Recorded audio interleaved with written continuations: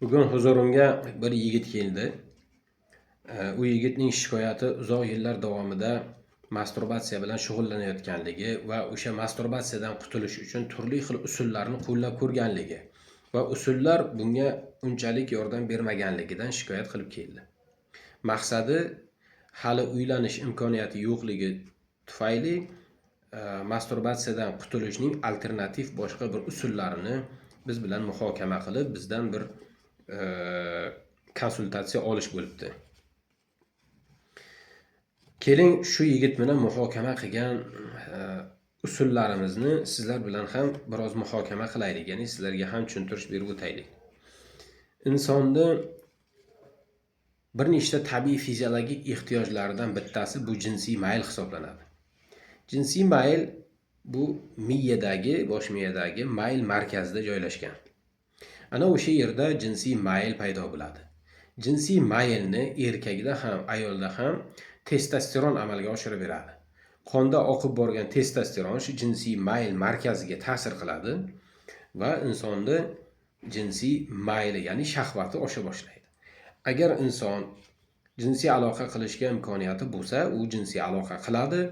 Agar jinsiy aloqaga imkoniyati bo'lmasa, u nima qiladi? U jinsiy aloqaning surrogat usuli bo'lmish masturbatsiyani tanlaydi. Chunki shu maylni pasaytirish kerak. Endi masturbatsiyadan qutulishning birinchi usuli testosteronni pasaytirish. Testosteronni pasaytirish o'ziga yarasha o'ta katta salbiy ta'sirlar keltirib chiqaradi. Prostata beziga, mo'yaklarga, miyadagi gipofiz beziga, boshqa qalqonsimon bezga, oshqozon osti beziga, umuman olganda buyrak usti beziga, yana organizmdagi ichki sekretsiya va tashqi sekretsiya bezlariga o'ziga yarasha salbiy ta'sirini ko'rsatadi. Undan tashqari urug'ning sifati pasayib ketadi. Undan tashqari insonning ruhiy va jismoniy ish qobiliyati ham pasayadi.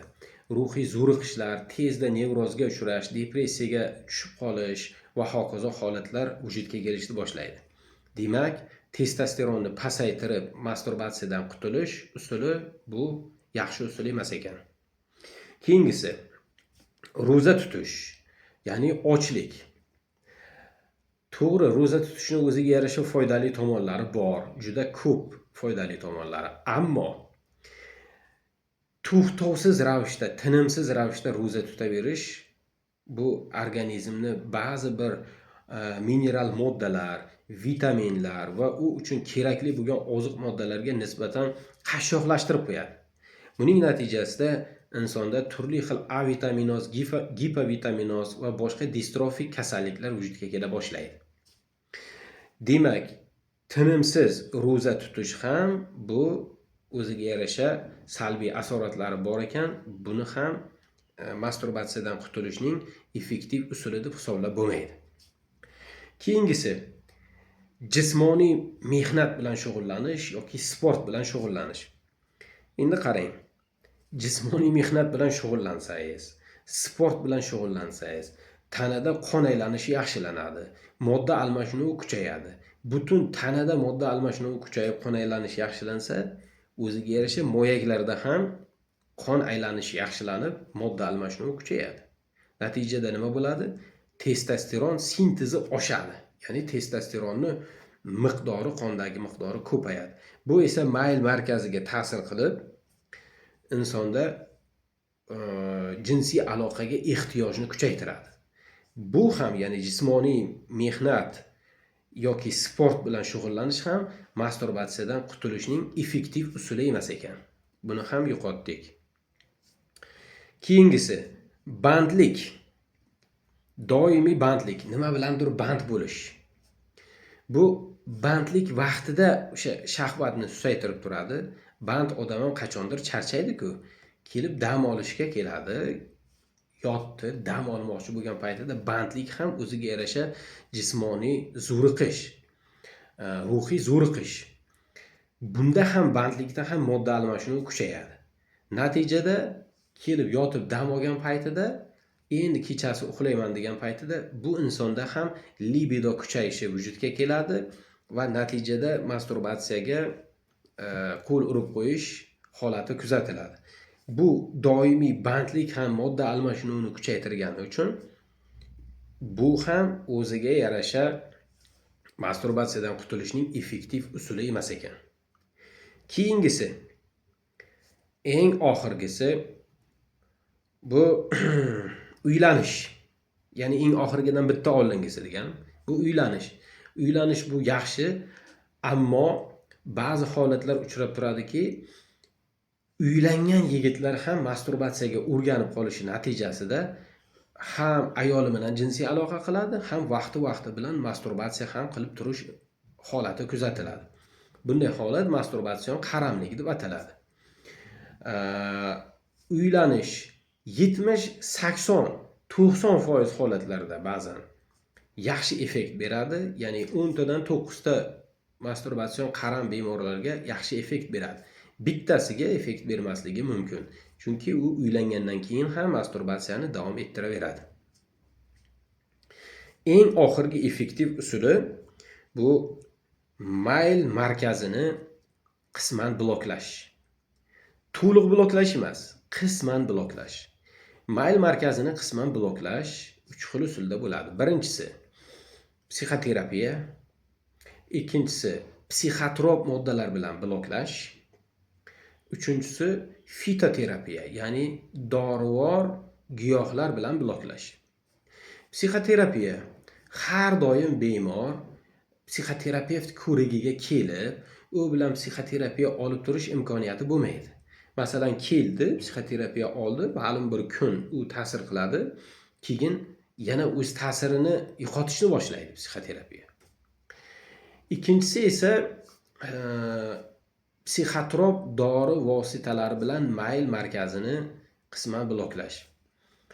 Psixotrop dori vositalari o'zingiz bilasizki, o'ziga yarasha salbiy xususiyatlari bor. Bir joyda yaxshilasa, boshqa bir joyni nimadir bir payhon qilib ketish holatlari ham bo'ladi. Ya'ni bulardan bittasi ereksiyani susayishi.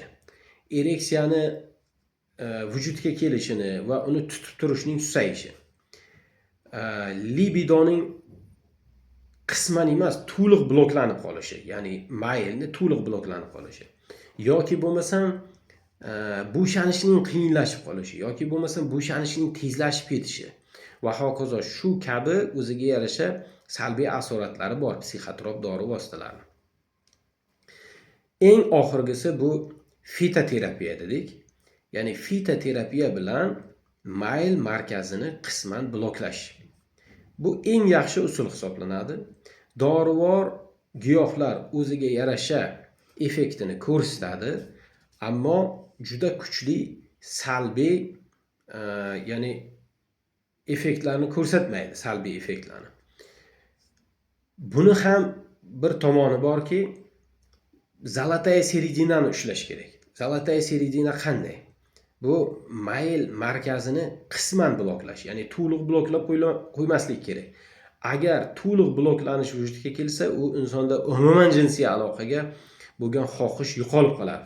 Shuning uchun uni ham o'ziga yarasha mutaxassis, shifokor dozasini to'g'rilab, qaysi giyohni qaysi giyoh bilan qo'shish kerakligini, uni o'ziga yarasha poboshniy effektlarini hisobga olgan holatda qilib beriladi.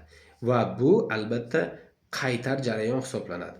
Masalan, deylik, mayl markazini qisman bloklashda giyohlar bilan bir fitoterapiya qilinsa 1 oy, 3, 4 oy, 5 oygacha bu yigit masturbatsiyadan ma'lum bir ma'noda tiyilishni boshlaydi.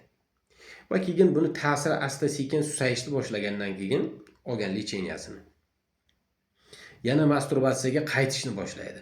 Yana bir lecheniya qilinadi, yana 4 oy, 5 oy, 6 oygacha bu remissiya beradi. Ya'ni uzoq vaqt shu masturbatsiya bilan shug'ullanishga bo'lgan ishtiyoqi pasayadi. Ammo uylanish arafasiga kelganda, uylanganda vizual, manual va ruhiy kontaktlar bo'lib, ayoli bilan birgalikda olingan lecheniyalar o'zini aktualizatsiyasini yo'qotadi va bemalol ayoli bilan jinsiy aloqa qilish qobiliyatiga ega bo'ladi.